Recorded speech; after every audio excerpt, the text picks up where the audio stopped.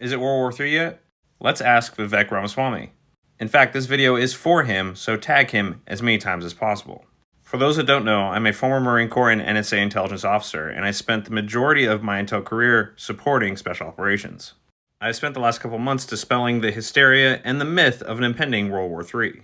I do this by critiquing and countering with evidence those that wish to push a World War III narrative, from Tulsi Gabbard to Douglas McGregor and many in between. Vivek, you have recently went on the Valuetainment podcast, which has over 5 million subscribers, making outlandish and inaccurate claims. And now I must dispel your misinformation as well.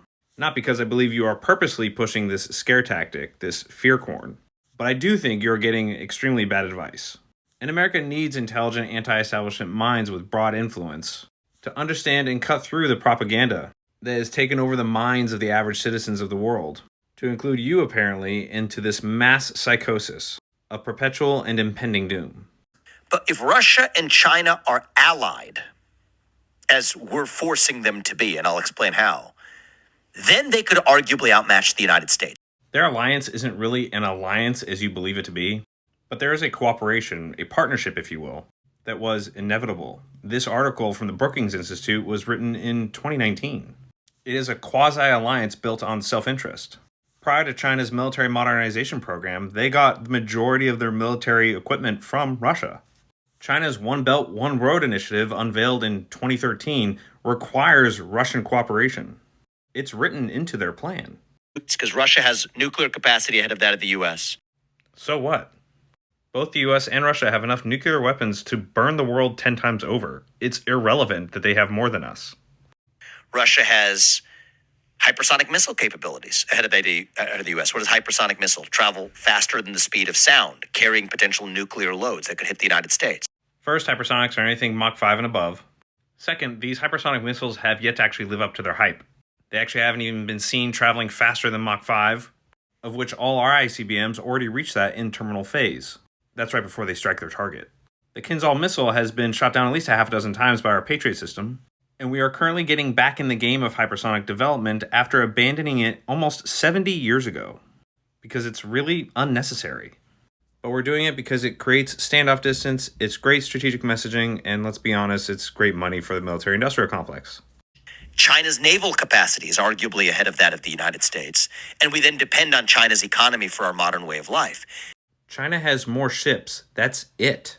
The US Navy is still vastly more powerful than China's.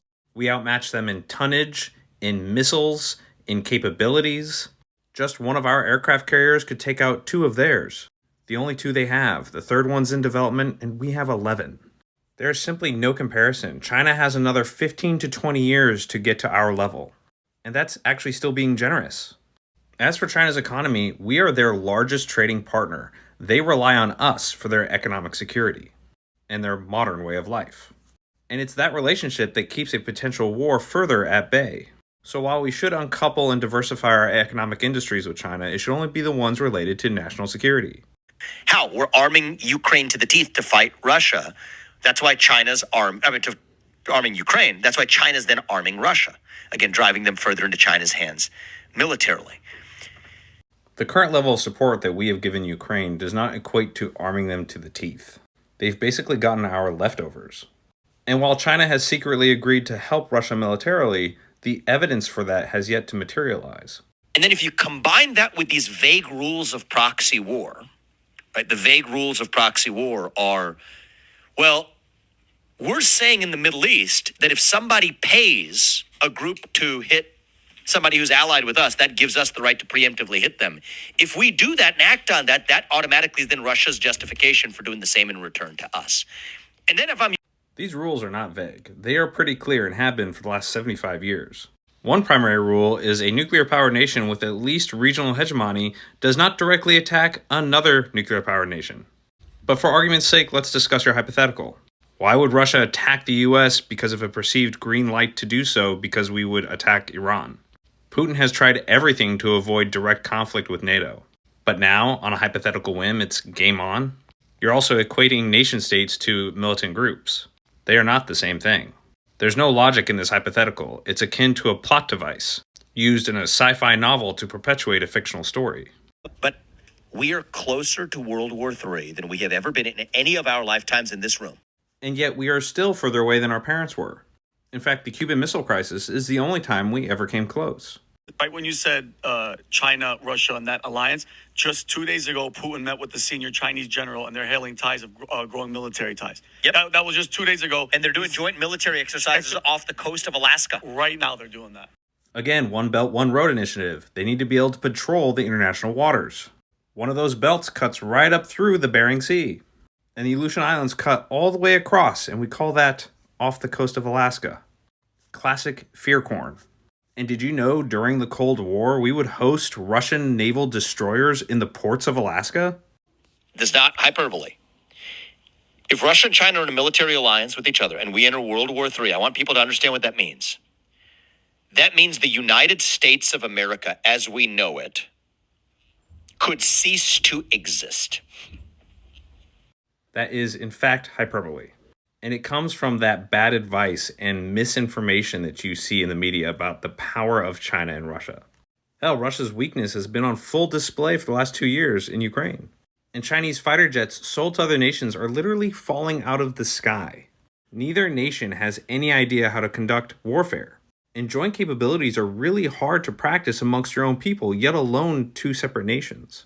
It's all strategic messaging and rhetoric. World War III would require a desire and self-interest from both China and Russia for your hypothetical to become a reality. Not only do they not want to start World War III, but they are incapable of invading the continental United States. They literally lack this expeditionary capability. Failed on cyber defenses, completely missing.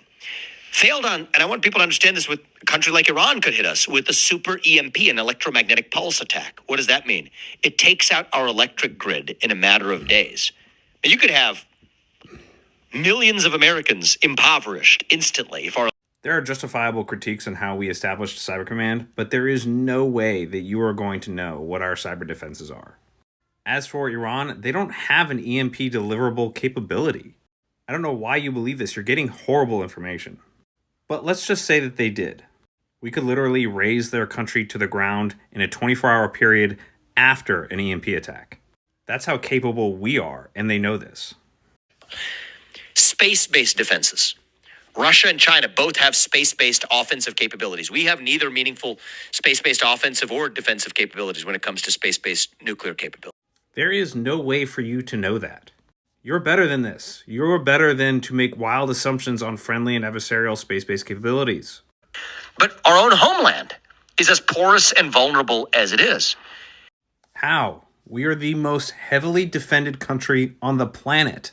There is not a military or an alliance of militaries on this planet capable of invading the United States. Because both parties agree on the pro-war agenda right now. Vivek, you can have your anti-war position, which I agree with, while simultaneously arguing the truth that we are nowhere near World War III. Please, for the love of God, stop advancing this mass psychosis of which you are apparently a victim of. That said, and if you've made it this far, Vivek is right about a few things. Our overspending leading to a massive debt that has been created by both parties, otherwise known as the establishment, the Uniparty. That debt is a critical threat to national security and our way of life. And he is apparently the only candidate willing to tackle this. But if you go with more of the same, like the Nikki Haley's of the world, then expect more of the same. Laying that out for the American people who will be left holding the bag, suffering and possibly dying as a result of it. And the worst part about this is the Nikki Haley's of the world. I mean, she'll send our own sons and daughters to go die so she can buy a bigger house, just like that Ukrainian kleptocrat. That's corrupt. And I think that needs to end.